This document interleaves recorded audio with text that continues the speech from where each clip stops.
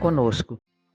Exploraremos a história sobre a essência de Itobi e a força de seu povo, desde suas raízes na lavoura até os dias de hoje em seu processo industrial. Conheceremos os protagonistas que enxergaram potencial no município para investir na implantação de uma fábrica, promovendo transformação, moldando a cidade e como aquela pequena comunidade se reinventou a partir do leite.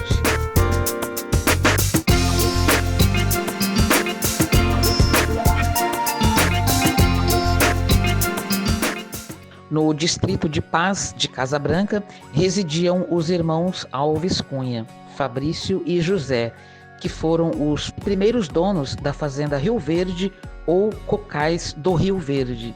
Desta fazenda e das denominadas Boa Vista de Água Suja, de propriedade de Celestino e José Carreiro, e Boa Vista do Rio Doce, do barão José Fortini, é que originou Itobi. Antônio Martins Daniel, o farrapeiro, foi quem fundou a cidade, iniciada com a construção de 2 ranchos. A data correta de sua fundação é 27 de agosto de 1887, com o nome de Vila Nova do Rio Verde.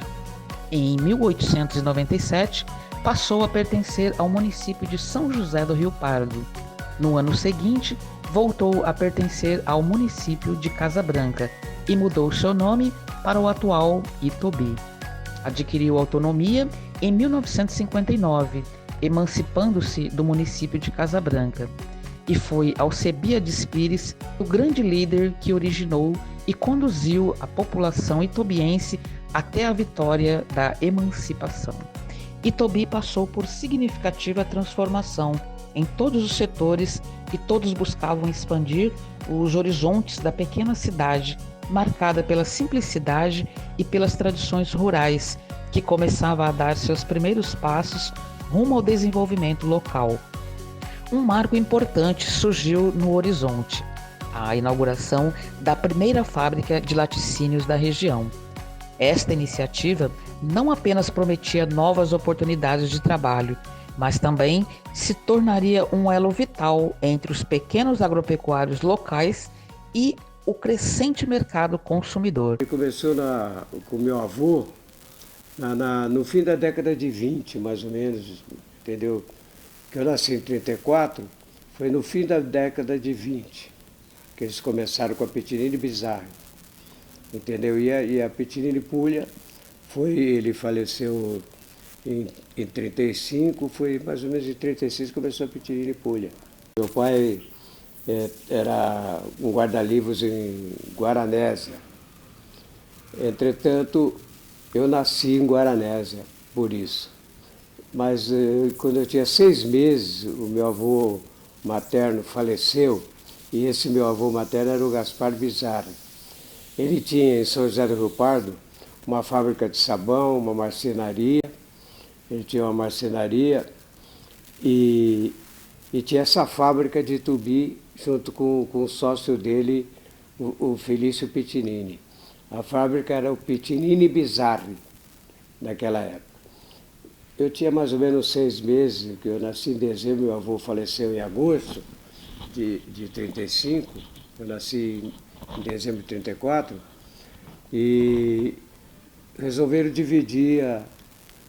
Tinha um tio que cuidava da fábrica de sabão, o outro era da marcenaria, e ninguém queria ir para Itobi, porque eles viviam em São José do Rio Pardo, tinha a vida deles lá, e a minha mãe vivia em Guaranésia, que meu pai trabalhava lá.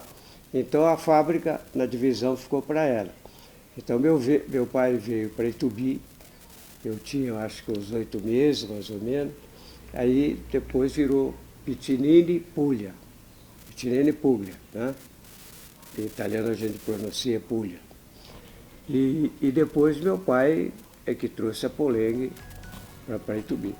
A fábrica não só consolidou a produção de leite da região, mas também impulsionou a economia local, proporcionando empregos e estabelecendo uma nova dinâmica social e econômica. Meu pai não sabia nada de queijo, meu pai era um guarda-livro e goleiro de Guaranésia.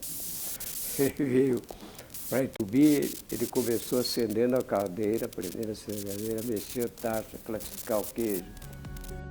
A cidade tinha uma economia caracterizada principalmente pela agricultura, dependente das estações climáticas e ciclos agrícolas.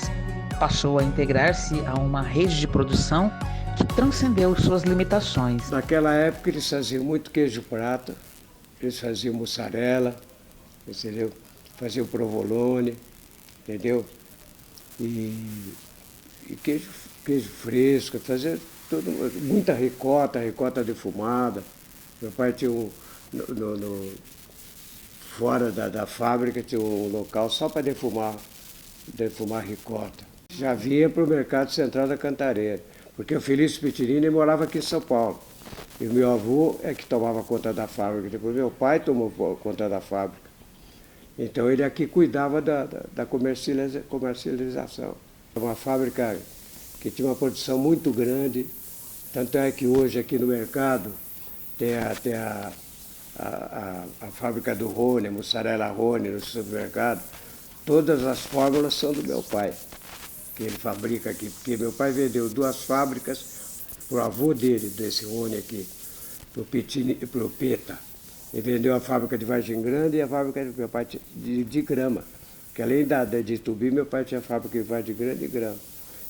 Ele vendeu as 2 para ele, o prefeito de grama deu um terreno, e ele juntou as 2 e fez o latininho de São Miguel. Miguel por causa do filho dele que se chamava Miguel. E o Miguel, o filho dele se chama Rony, a mussarela é Rony, mas a fórmula é do seu Pulho. Enfatizando a importância das poucas unidades no comércio da época, que, aliás, exerciam um papel multifuncional fundamental para atender às necessidades dos moradores. Destacamos a Casa Conte, um estabelecimento que, além de oferecer uma variedade de mantimentos, funcionou como uma espécie de banco, onde os fazendeiros depositavam seu dinheiro no final das safras. Outra ação visionária que marcou a história de Itobi vem da família Trogiani, que abriu portas para novas oportunidades e ajudou a moldar o cenário econômico da nossa cidade. Que bom poder colaborar com vocês. É claro que nessa contemporaneidade e a história rica de Itubi, a gente hoje tenta conduzir e trazer fatos verdadeiros da história.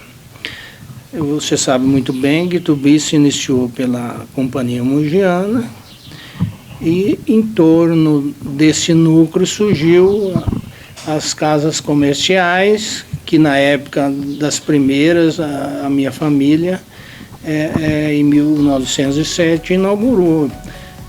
E deste modo foi também implantado, nessa época, junto à família Pisciani e Puglia, a indústria de queijos, que posteriormente se tornou a Poleng, esse grande grupo de laticínios. Sendo assim, pessoal da família e com as casas comerciais fizeram parceria junto à comercialização dos produtos, que também vinham o leite das fazendas para suprir a demanda da indústria de laticínios. Com relação à participação, foi de interesse comercial para desenvolver a indústria que na época empregava grande parte da população de Itubi. Foi um momento rico, porque nesta época era um momento muito propício para desenvolver a cidade. Enfim, esta participação da família deu subsídio ao grupo do Puglia, que foram muitos amigos, e claro, as amizades junto ao grupo de italianos que vieram fazer queijo com a especialidade provolone junto à Poleng. O meu pai, Roberto Trogiani, participou mais como um amigo do grupo dos italianos. Esse contato da família italiana, que vieram especialistas em produção de queijo, teve muita amizade com esse grupo. Claro, por causa do fator comercial que na época a Casa Trojano representava. E dentro disso, os grandes produtores de leite da bacia leiteira da região tinham também esse interesse na demanda de trazer o leite para a produção do queijo. E como a casa comercial tinha conhecimento nas grandes fazendas, junto ao comércio de alimentos para as colônias, trouxeram mais produtores de leite para a fábrica. Meu nome é José Romeu Bento. Eu vivi aqui na cidade de Itobi aproximadamente aí, uns 20 anos, de 1958, que foi o ano que eu nasci, até 1978, né, que foi o ano que eu fui embora para São Paulo. Mas nesse período eu era conhecido como Peu, né? Poucas pessoas sabem que meu nome verdadeiro é José Romeu Bento, né? Então as pessoas que estiverem vendo aí da minha idade, que estiverem vendo esse vídeo, né, certamente vão se lembrar de mim, né? Me chamavam de Peu. Muitas pessoas que hoje, né, que não viveram essa época, nem sabem que existia uma fábrica na cidade. E não foi qualquer fábrica, foi uma fábrica muito importante, né, para a cidade, para o crescimento da cidade, né? Porque Itobi era uma cidade pequena, não tinha muita opção de trabalhar na cidade. Então era mais a roça, né? E as pessoas que se adaptavam muito à roça, né, tinham a opção de trabalhar nessa fábrica, né? Que, como muita gente fez, né? Trabalhou nessa fábrica. E para mim, no meu caso, por que é tão importante falar dessa fábrica? Porque eu perdi meu pai com 7 anos de idade. E, então eu tenho pouquíssimas lembranças dele, né?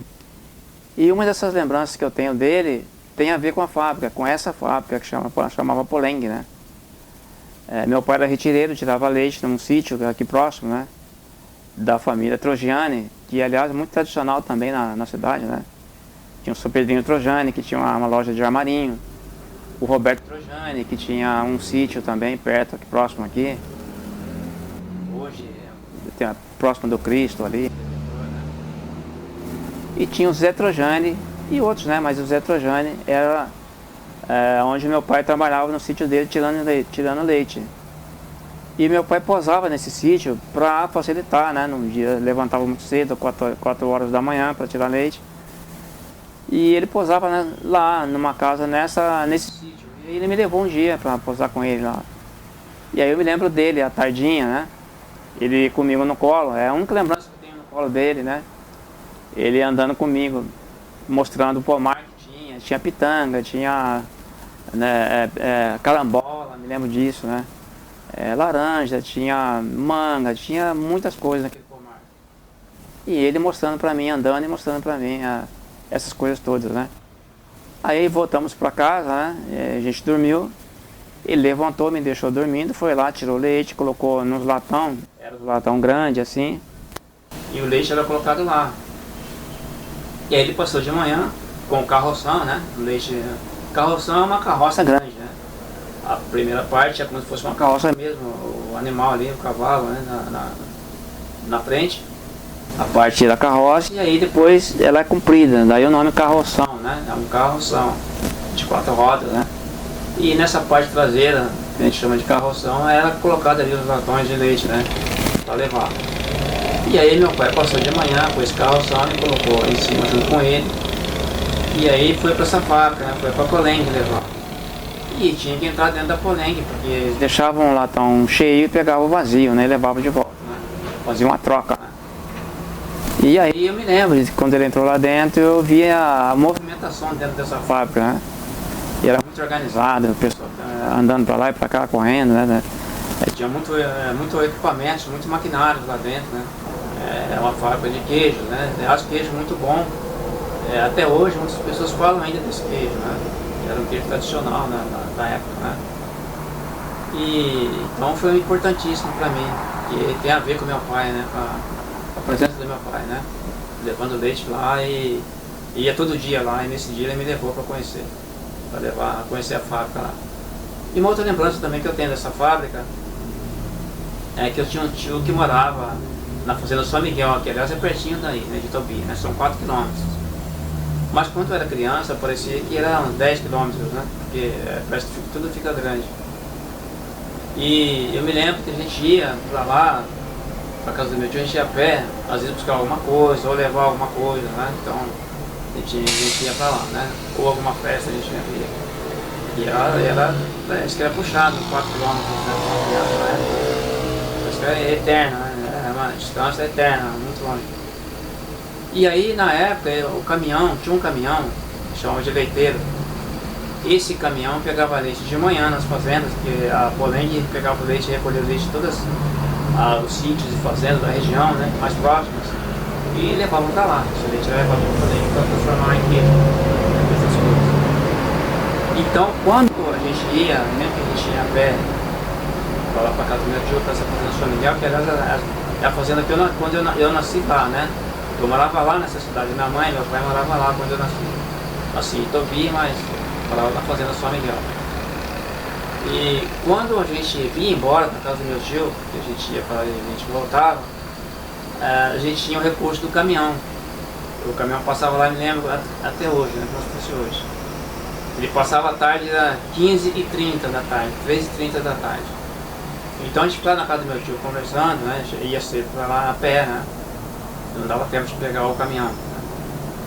Aí na volta, quando era mais ou menos umas 15h15, né? 13h15 da tarde, a gente já ia para a sede.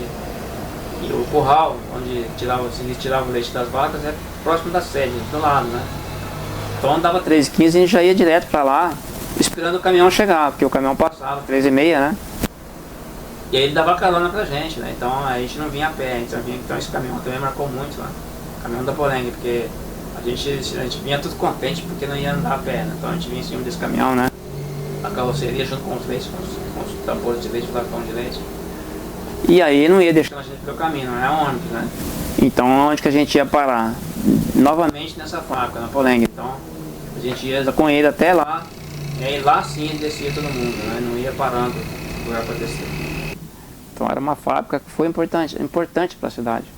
E muito mais para mim que tenho aí a lembrança do meu pai, né? Tá muito presente, ele ia todo dia lá. E pelo menos uma vez eu fui com ele. E entrei lá dentro e acabei vendo como que era lá dentro, né? Como que era tão organizada, né? A questão do trabalho nessa fábrica. E que ajudou com certeza muitas pessoas aí da cidade, né? Que acho que criaram filhos, né? Eu tenho um parente, inclusive, que trabalhou nela, né? Criou todos os filhos na época, com o salário da Poleng, né? Trabalhando ali na Poleng, essa fábrica, que muita gente até hoje não sabe que existiu na cidade. A grande luta de Itobi tinha mais fazendas assim que era conseguir a emancipação. Era a emancipação. Então meu pai, quando chegou lá, meu pai viu isso. Então, com a ligação que meu pai tinha aqui em São Paulo, ele começou a se envolver, na parte social. Meu pai tinha uma fila de pessoas necessitadas, toda manhã era ele que ia distribuir leite de graça. Às vezes não tinha tanta gente no Itobi, mas 10, 15 pessoas ele distribuía. Eu até conto que eu lembro de uma senhora, coitada, ela era magra, alta assim, vestida de preto, estava com uma caneca feita no Tassini, que era uma ferraria, uma coisa que mexia com serraria, que era do óleo salada, entendeu? Ela estava lá, eu me lembro daquela mulher, e eu era pequeno, ela tinha 6, 7 anos, e meu pai começou na vida social, começou a se envolver, e a Poleng já era dos italianos, e meu pai tinha a fábrica de Vargem Grande e a fábrica de São Sebastião da Grama. Em Vargem Grande ele tinha uma especialidade lá só para provolone. Tinha um quarto que ele só fazia, que aquilo tem uma temperatura certa. Meu pai não dormia. Ele ia para Casa Branca, ia para lá, ele ficava que nem um doido, coitado.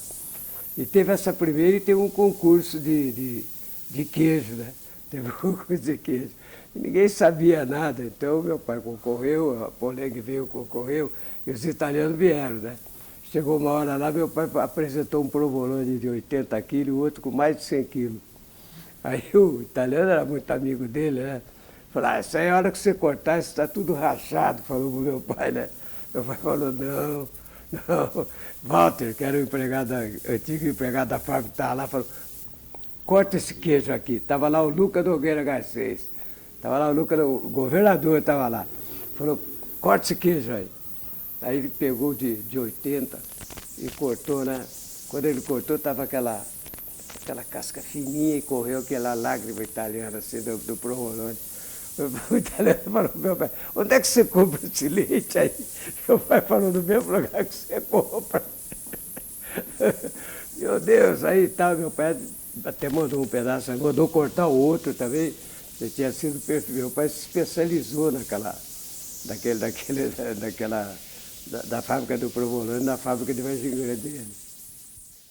Naquela época, a Poleng já mandava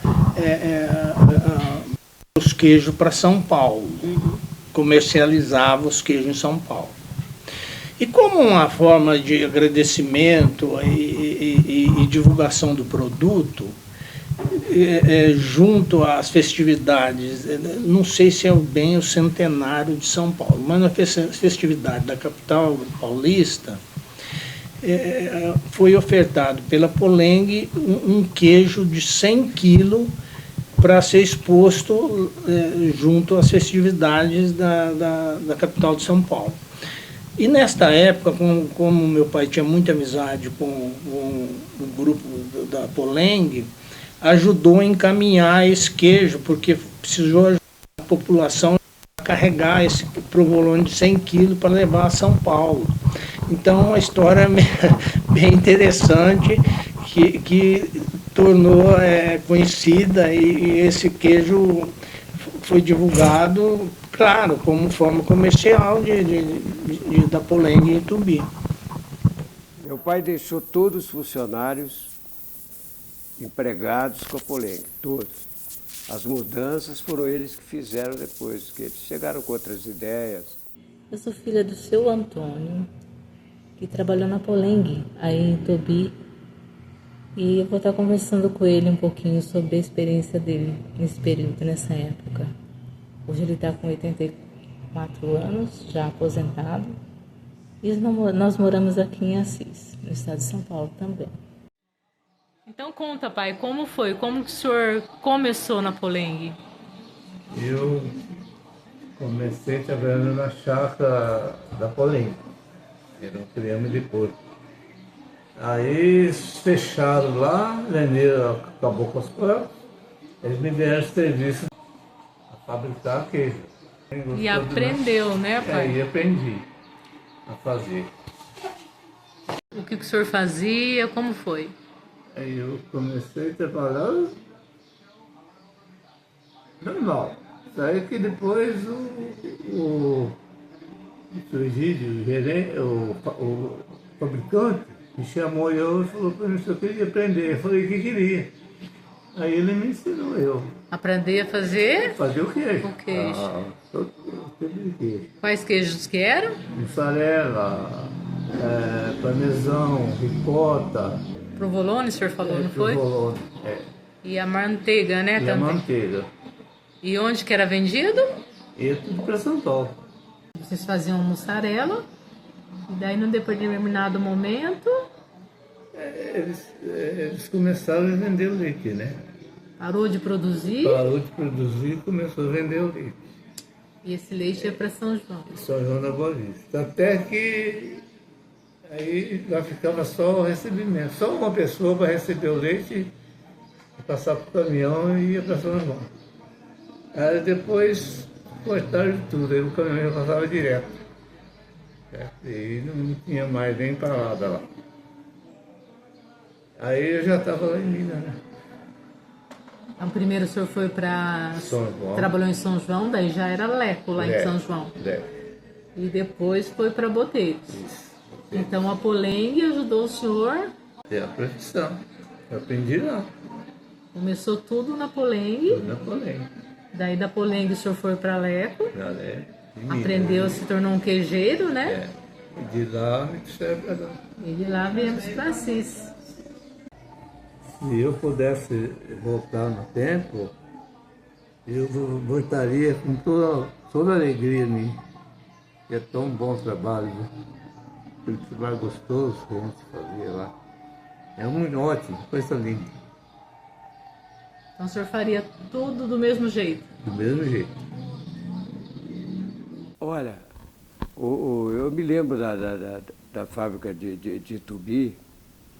Olha, tinha muito movimento. Meu pai dava muito queijo para as pessoas, entendeu? E tinha uma fabricação bonita, embalagem bonita. Eu me lembro pequenininho, eu ficava vendo o Colombo, que era um funcionário que embalava os queijos. Tudo manualmente. Era outra época, né? Entendeu? Eu me lembro. E meu pai deixou aquilo muito bem estruturado, tudo. A Poleng chegou e claro, eles vinham com todo o conhecimento da Europa e conseguiram dar continuidade e parece que ela deixou saudade. Os que eu converso, que trabalharam lá na época da Poleng, que eles sabem que o meu pai que levou a Poleng para lá, então eles me perguntam e tal, coisa, e eles falam, puxa vida, por que a Poleng foi embora de Tubi? Mas há pouco tempo eu fiquei sabendo, eu fui em Casabranca, fui no agência, fui conversar com o rapaz lá.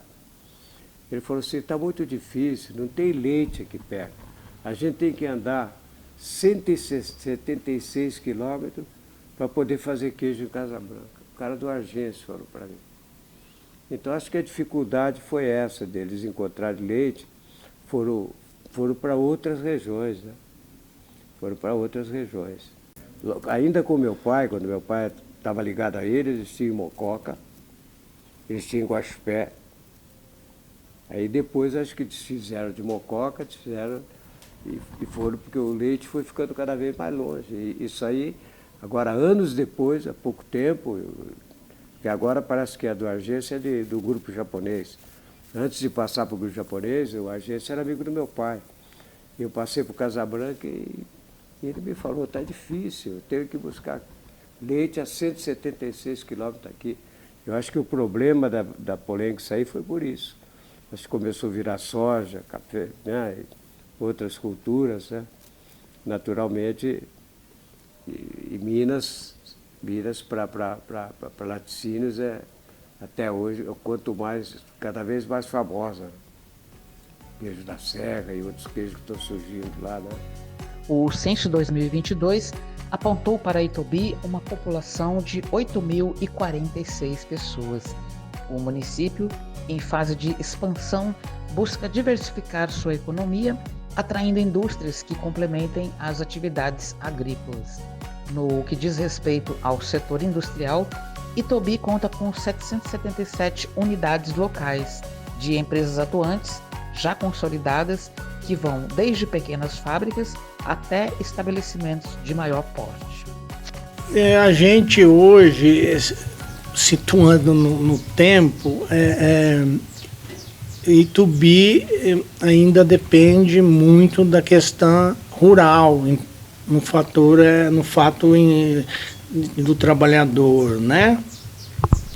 E como a Itubi ainda não tem um parque industrial para criar unidades de produção e de indústria, é necessário ter o parque, claro, para efetivar um processo de busca de indústrias de médio e pequeno porte para a cidade.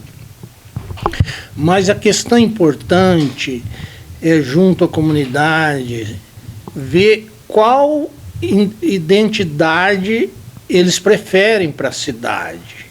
Veja bem, não foi criado em Juruá a questão das confecções e criou essa identidade da cidade. E como foi onde outras regiões da joia, da prata, do artesanato. Então, o que tem que buscar junto à comunidade? Uma pesquisa de interesse para que desenvolva um produto na cidade. O próprio Ministério das Cidades tem um arranjo produtivo local. O que é isso? Você cria esse arranjo para capacitar pessoas para desenvolver conforme a cidade possa ter um produto e esse produto seja gerador de emprego e renda. Compreende?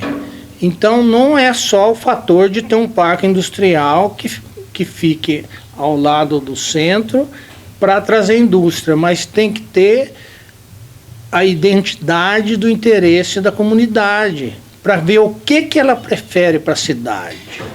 E criando esse arranjo em busca de um produto que possa ter valor agregado em Tubi, é o ideal. O Sr. Gaspar estudou em São Paulo, dedicou-se à música, montou conjuntos musicais e bandas, defendendo a música brasileira em diversos países.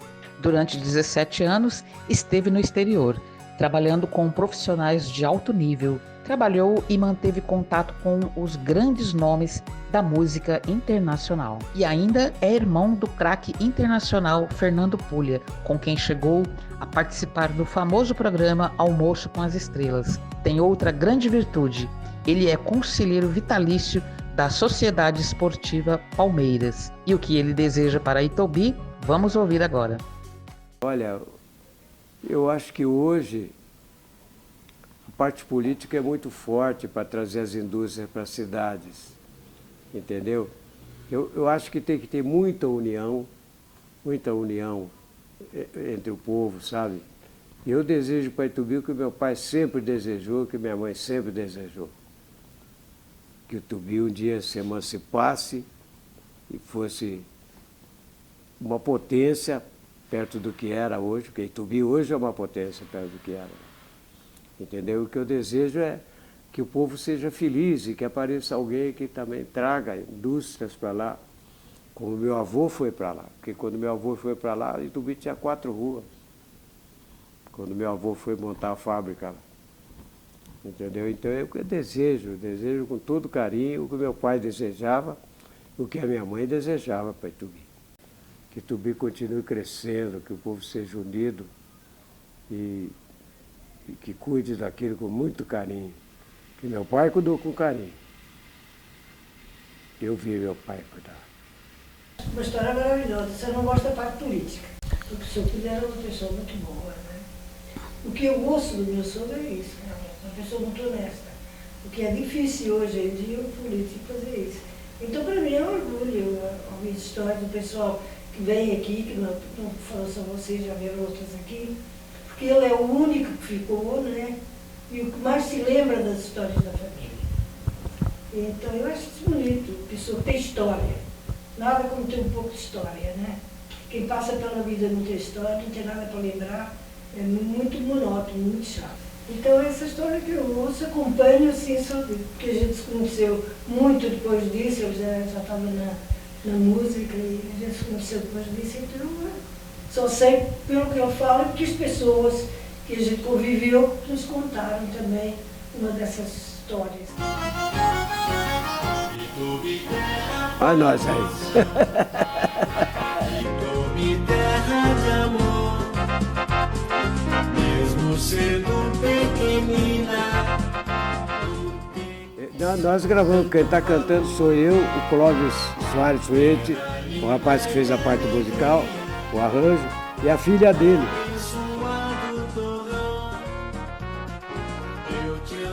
Expressamos sinceros agradecimentos à família Bizarri, família Puglia, pela visão e comprometimento em investir na cidade de Itobi.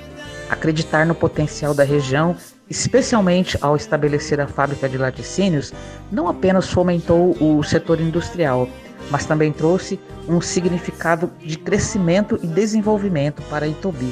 Gerou empregos e contribuiu para o fortalecimento da economia local. Agradecemos por acreditarem no município e por terem contribuído para o seu progresso. Com certeza, um legado sempre lembrado e valorizado por todos nós. A presença da fábrica não apenas enriqueceu o potencial industrial, mas também inspirou novas gerações a acreditar nas oportunidades que Itobi pode oferecer.